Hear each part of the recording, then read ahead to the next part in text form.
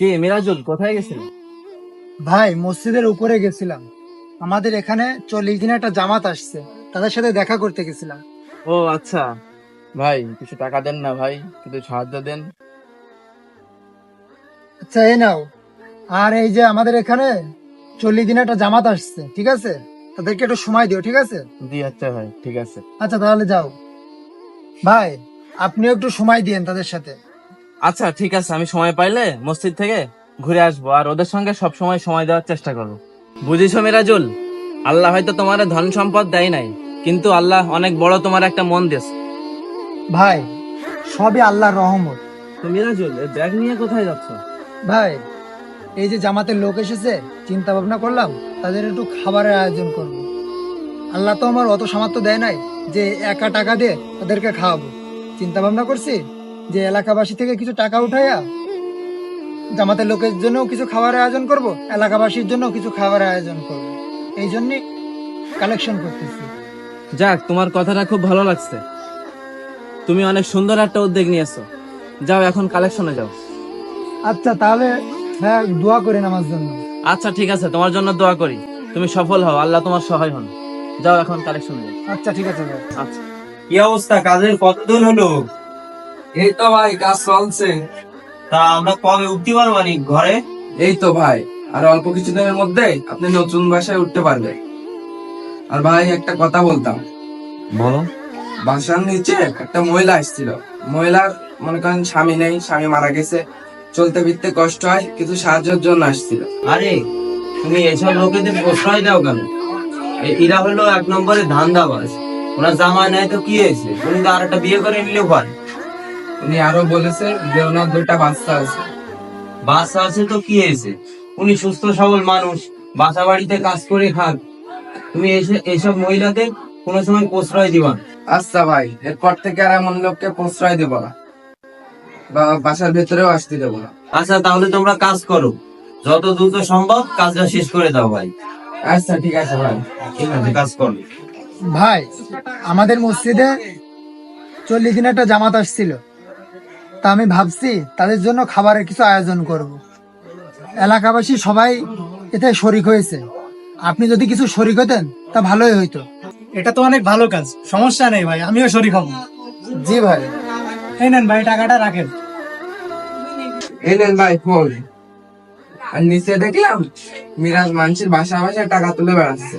আর শুনলাম যে মসজিদে নাকি জামাতের লোক এসে তাদের নাকি খাওয়াবে। হ্যাঁ, তুমি কার নাম বললে? কি করতে দেখিছো? মিরাজ ভাই, যে মিরাজ আছে না, ও দেখলাম মানুষের বাসা বাসায় টাকা তুলে বেড়াচ্ছে। আর শুনলাম যে মসজিদে জামাতের লোক এসে তাদের নাকি খাওয়া দাওয়ার ব্যবস্থা করে। মিরাজ তো নতুন নাটক শুরু করেছে। ও লোকের বাড়ি বাড়ি থেকে টাকা উঠাবে আর মসজিদের লোকজন খাওয়াবে, লোকজনের কাছে ভালো সাজবে। ওর মনে হয় টাকা শর্ট পড়েছে, এই জন্যও নতুন ধান্দা শুরু করেছে। জি ভাই, আমারও তাই মনে হয়। এই জন্যই তো বলি, মানুষের টাকা দিয়ে সাহায্য করবা না। মানুষ এখন নতুন ধান্দা পেয়ে গেছে, মানুষের কোনো সময় টাকা দিয়ে সাহায্য করবা না। হ্যাঁ ভাই, তাই তো দেখছি। দেখ তো নিচে কে এসে। আচ্ছা ভাই, দেখছি। আসসালামু আলাইকুম ভাই। ওয়ালাইকুম আসসালাম। কাকে চান? তামিম ভাই কি বাসায় আছে? হ্যাঁ আছে তো, কোনো দরকার? ভাই ওনারা একটু ডাক দেন তো। আচ্ছা দাঁড়ান, দিচ্ছি। ভাই মিরাজ এসে। কি, মিরাজ আমার বাড়ি পর্যন্ত চলে আইছে? হ্যাঁ ভাই, দাঁড়াই রয়েছে ও গেটে। আসসালামু আলাইকুম ভাই। হ্যাঁ, কি হয়েছে? ভাই হয়েছে কি, আমাদের মসজিদে 40 দিনে একটা জামাত আসছে, তা ভাবছিলাম তাদের জন্য কিছু খাবার আয়োজন করব। এলাকাবাসীর কাছে গেছিলাম, সবাই শরিক হয়েছে। আর আপনি যদি কিছু শরিক হইতেন তাহলে অনেক ভালোই হতো। আয়োজন করেছেন আপনি, আপনি খাওয়ান, আমি শরীক হব কেন? ভাই হয়েছে কি, আমার তো অত টাকা পয়সা নাই, তাই এলাকার সবার কাছে গেছিলাম কিছু কিছু সাহায্যের জন্য।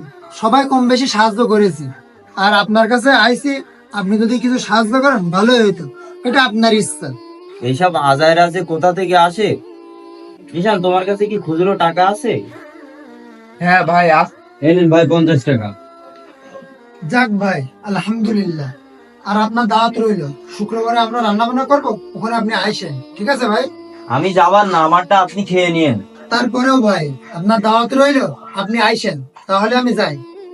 সব শালা ধান্দাবাজ, আচ্ছা, মিরাজ যে টাকাটা নিয়ে গেল, ও টাকাটা ব্যাগে না রেখে পকেটে রাখলো কেন? কারণটা কি? ও মনে হয় 50 টাকা নিয়ে যে গ্রামের লোকজনের দেখাবে আর বলে বেড়াবে যে 5 তলা বাড়ির মালিক 50 টাকা দিয়েছে। ও মনে হয় আমার মান সম্মান রাখবে না, আমার অপমান করবে। আমারও তাই মনে হয় ভাই। তো টাকাটা ব্যাগে না রেখে আলাদা করে রাখলো কেন? না, ওর পিছনে আমার যেতে হবে, দেখতে হবে ও কি করে। ও যদি কোনো উল্টা পাল্টা করে তাহলে ওর একদিন, আমার একদিন। যাও, তুমি কাজটা করো। কি মিরাজুল ভাই, টাকা পয়সা কত দূর কি উঠলো? ভাই আলহামদুলিল্লাহ, এলাকার প্রত্যেকটি মানুষই তার সাধ্য অনুযায়ী কম বেশি করে দান করেছে। যাক, তাহলে তো আলহামদুলিল্লাহ। আলহামদুলিল্লাহ। আচ্ছা, ওই অহংকারী বড় লোকটার বাসায় কি গেছিলে? হ্যাঁ ভাই, গেছিলাম। সে তার স্বার্থ অনুযায়ী ভালোই দান করেছে, আলহামদুলিল্লাহ। তাহলে তো আলহামদুলিল্লাহ। আলহামদুলিল্লাহ। আচ্ছা ভাই, ওই খাবারের আয়োজনটা তো আমরা শুক্রবার করছি, তাহলে আপনি আইসেন, আপনারও দাওয়াত থাকলে। ইনশাল্লাহ আসার চেষ্টা করবো। তাহলে ভাই আইসেন, তাহলে আমি গেলাম ভাই। আচ্ছা ঠিক আছে ভাই, ইনশাল্লাহ আসবো। ইস, আমি তো লোকটারে নিয়ে কি ভাবলাম, আমি তো মনে করছিলাম ও আমার নামে বদনাম করবে, কিন্তু আসলে তো না। আমারই চিন্তা ভাবনায় ভুল ছিল। আমি তো লোকটাকে নিয়ে অনেক বাজে কথা বলে ফেলাইছি। এখনই তার কাছে যে আমার মাফ চাইতে হবে। ভাই, আমার অনেক বড় ভুল হয়ে গেছে, আমারে মাফ করে দেন ভাই। ভাই কি হয়েছে, কিসের জন্য ভাই? আমি আপনারে নিয়ে অনেক খারাপ খারাপ চিন্তা ভাবনা করেছিলাম। আমি মনে করেছিলাম আপনি মানুষটা ভালো না, হয়তো ধান্দাবাজ বা প্রতারক, অন্যরা যা করে। আমি ভাবছিলাম যে গ্রামবাসীর কাছ থেকে টাকা পয়সা তুলে আপনি মেরে দেবেন। ভাবছি যে আমি 50 টাকা দিছি বলে আপনি মানুষের কাছে যে আমার নামে দুর্নাম করে বেড়াবেন, যার জন্য আপনার পিছনে পিছনে আমি দৌড়ায় আইছি। ভাই, তাহলে এই টাকাগুলোও রাখেন। আচ্ছা ভাই, ঠিক আছে ভাই। মানুষের নিয়ে খারাপ মন্তব্য করার আগে মানুষটাকে যাচাই করো, কারণ সে তো ভালো কাজও করতে পারে। তাই বলতেছি, এমন মানুষ থেকে দূরে থাকুন যারা মানুষকে নিয়ে খারাপ মন্তব্য করে। তাই বলতেছি, এমন মানুষগুলো থেকে সচেতন থাকুন। ভিডিও ভালো লাগলে পাশে থাকুন, আর পরবর্তী ভিডিওতে আবার দেখা হবে ইনশাআল্লাহ।